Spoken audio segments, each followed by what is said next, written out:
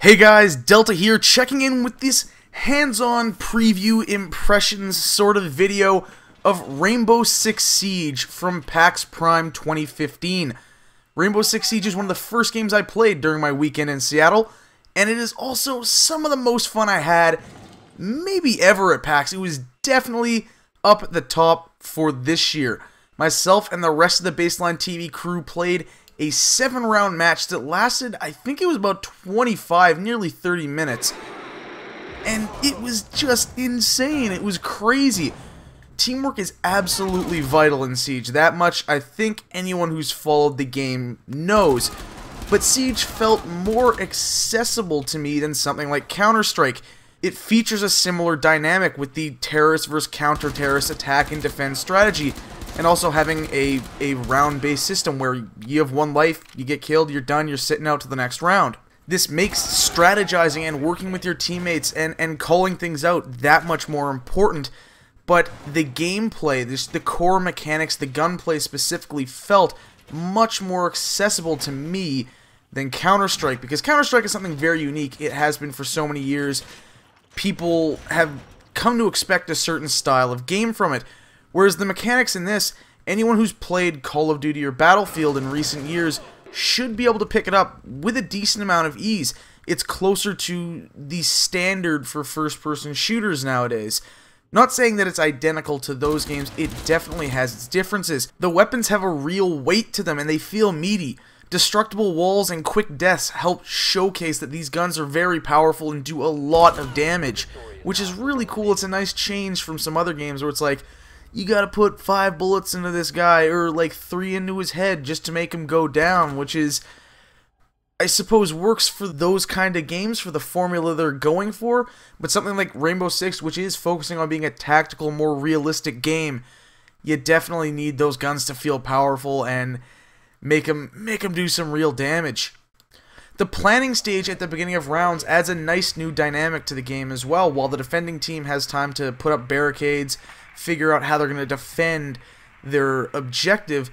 The attacking team also gets to go in with these little cameras on, like, basically look like rolling pins of sorts, and scout the building and figure out where the objective is, where the barricades are, where the enemy team is. And it's cool. It adds this new dynamic, and it also kind of gives you this period between matches to catch your breath beyond just a screen, like a loadout screen or something like that. It gives you this time to slow things down and think, okay, this is how we're going to attack this building, this is how we're going to approach things, talk with your teammates, figure it out, and again, that all goes back to the emphasis on teamwork and strategy. Now, spawning out of that planning stage and into the high destructibility I mentioned earlier, these things help the same map feel very dynamic and varied over the course of a long match. We played one map, the map you're seeing right now, actually, but being able to enter the building in a ton of different ways and attack and defend in so many different ways, all through that planning stage, because you are given that time to figure things out, it really does help things stay varied, in my opinion. It helps keep things fresh, whereas something that doesn't have that, where you're sort of mindlessly running around, will get stale faster, at least in my opinion. My concerns with Rainbow Six lie in the game's longevity as a highly multiplayer-focused game. It does have offline PvE, but it sounds like it's just similar to what the main PvP is with bots. I don't know too much about it, so don't take my word for it. I may be totally uninformed, misinformed, but like Evolve, Titanfall, and a few other multiplayer-focused or multiplayer-only titles that have come out recently, you do get mixed results if you don't get a community to stick around and play, because then the game effectively dies outside of its hardcore following after a couple of months. I also wonder how much people are going to be able to enjoy this game without a squad of friends or teammates they know. I benefited with this demo from playing with 4 longtime friends. We all worked together really well and had a blast. Like, the guys at the booth were saying they hadn't seen teamwork like what we were doing. We had guys calling things out. It was crazy. It was a ton of fun. We had a blast. There was cheering and celebrating when rounds were won. It was amazing, but I don't know how people who don't have that are going to enjoy this game, because again, the recurring theme throughout this entire video is that teamwork is essential. Regardless, I think the right audience is really going to enjoy Rainbow Six Siege. It plays really well. It does have some things that need to be cleaned up, we had an instance where the attacking team breached a wall with an explosive and we didn't hear it. There was no sound. There was no alert. Even the developers were like, what the hell's going on over here?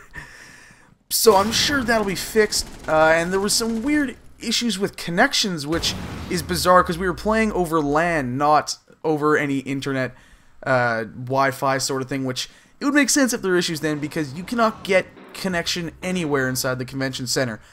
Anyways, those are some quick first impressions of Rainbow Six Siege. I know people have been playing alpha builds of this game for months now, but this is the first time I have played Siege. There is a beta coming up at the end of September. I don't know if there are any ways to get keys still. It might be as simple as pre-ordering. Check it out. I really think you should check it out. If you're a fan of first-person shooters, it is worth looking at. I think this game is going to be pretty fun, especially if you're in the mood for something a little more tactical than your run-of-the-mill Call of Duties and Battlefields of the world.